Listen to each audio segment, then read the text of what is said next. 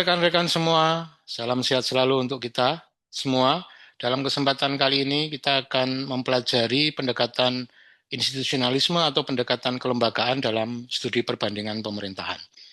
Langsung saja kita mulai dengan pertanyaan mengapa institusi itu penting. Mengapa negara-negara yang menganut presidensialisme dapat menghasilkan fenomena pemerintahan yang berbeda? Atau mengapa negara-negara di sebuah kawasan, misalnya di Asia Tenggara, itu mengembangkan sistem pemerintahan yang berbeda-beda? Seperti kita tahu, setiap negara memiliki lembaga eksekutif, lembaga legislatif, partai politik, pemilu, dan berbagai lembaga yang lain. Namun, mengapa masing-masing lembaga tersebut memiliki karakter atau peran yang berbeda?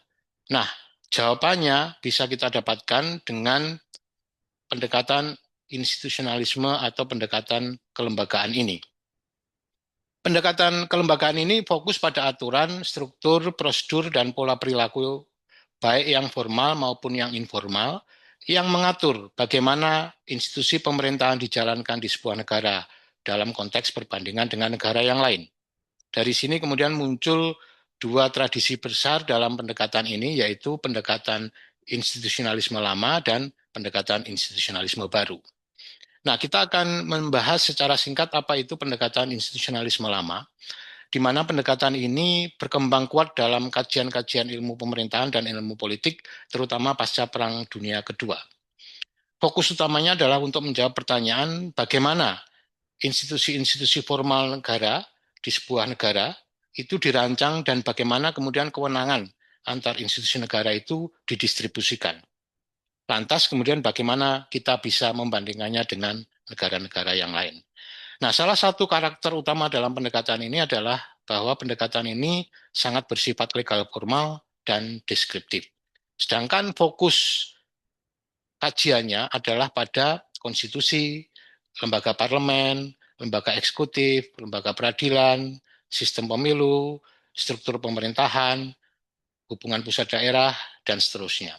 Nah, contohnya kita bisa menggunakan pendekatan ini untuk studi perbandingan pemerintahan dengan memilih sebuah pertanyaan bagaimana konstitusi mengatur hubungan presiden dan DPR di Amerika Serikat dan di Indonesia.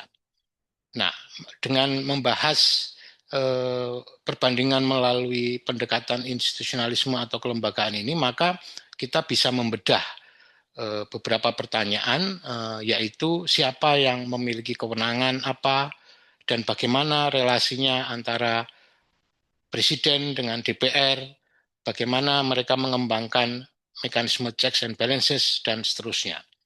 Sehingga ketika kita menggunakan pendekatan ini, maka ada berbagai kelebihan, diantaranya kita bisa memahami dan menjelaskan struktur pemerintahan, desain konstitusinya, pembagian kekuasaannya, dan perbedaan maupun persamaan dari lembaga pemerintahan yang kita bandingkan.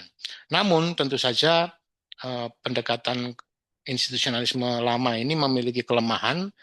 Salah satunya adalah pendekatan ini kurang bisa menjelaskan pertanyaan mengapa kemudian dalam sebuah sistem pemerintahan yang sama itu menghasilkan fenomena pemerintahan yang berbeda-beda.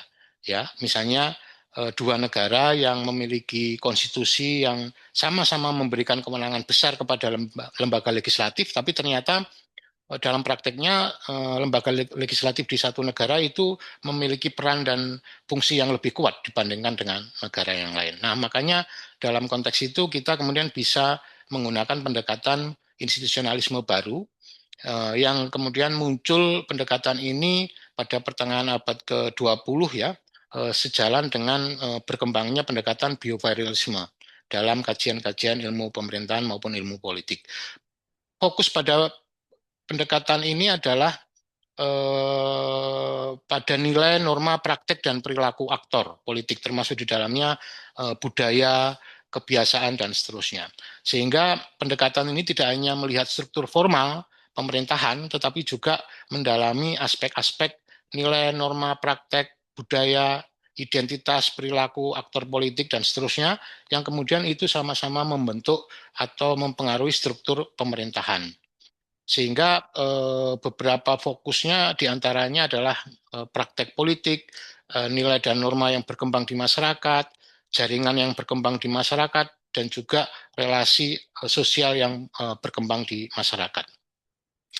Sebagai contoh, kalau kita menggunakan pendekatan institusionalisme baru ini dalam studi perbandingan, ya maka kita tidak cukup hanya melihat undang-undang dasar dan regulasi yang lain, tapi kita juga harus membedah hal-hal yang di luar itu, termasuk di dalamnya adalah faktor budaya, ekonomi, sosial, dan seterusnya.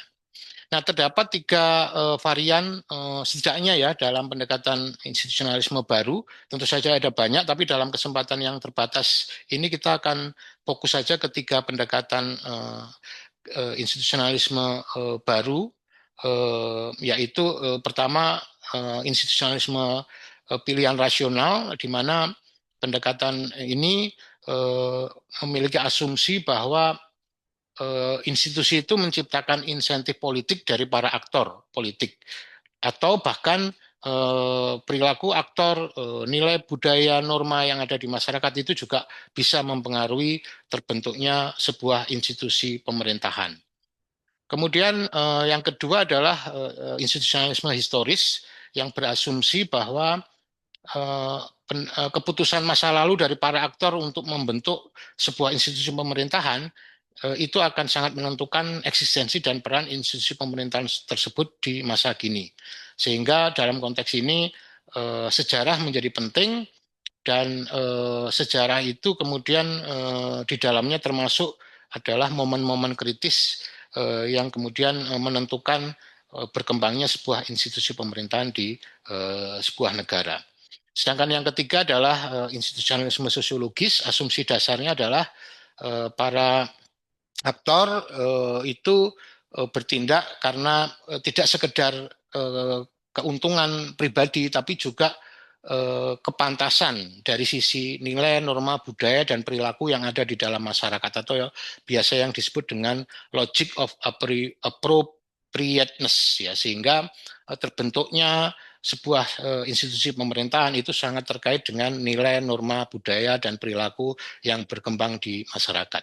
Dari uraian singkat tadi kita dapat melihat bahwa dalam studi perbandingan pemerintahan, pendekatan institusionalisme ini sangat membantu kita untuk mendalami fenomena-fenomena pemerintahan yang bersifat formal. Namun yang tidak kalah pentingnya, pendekatan ini juga membantu kita memahami nilai, norma, budaya, identitas, serta perilaku para aktor yang itu juga merupakan faktor yang kemudian menentukan eksistensi dan peran dari institusi-institusi pemerintahan di sebuah negara. Dengan demikian, pendekatan ini sangat berguna bagi kita karena menyediakan alat analisa untuk kita dapat mengembangkan studi perbandingan pemerintahan antar negara di dunia ini dengan lebih komprehensif dan mendalam. Itulah penjelasan singkat tentang pendekatan institusionalisme dalam kajian perbandingan pemerintahan. Terima kasih dan salam sehat selalu untuk kita semua.